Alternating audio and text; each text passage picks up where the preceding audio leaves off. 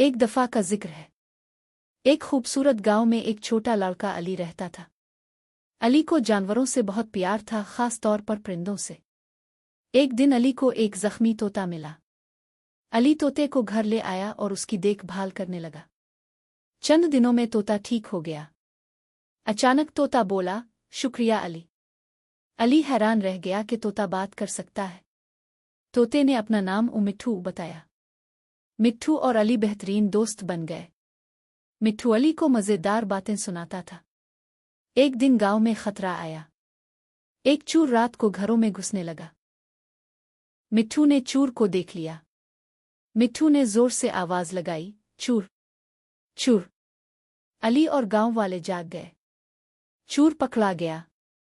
سب نے مٹھو کی تعریف کی۔ علی نے مٹھو کو گلے لگایا۔ مٹھو گاؤں کا ہیرو بن گیا۔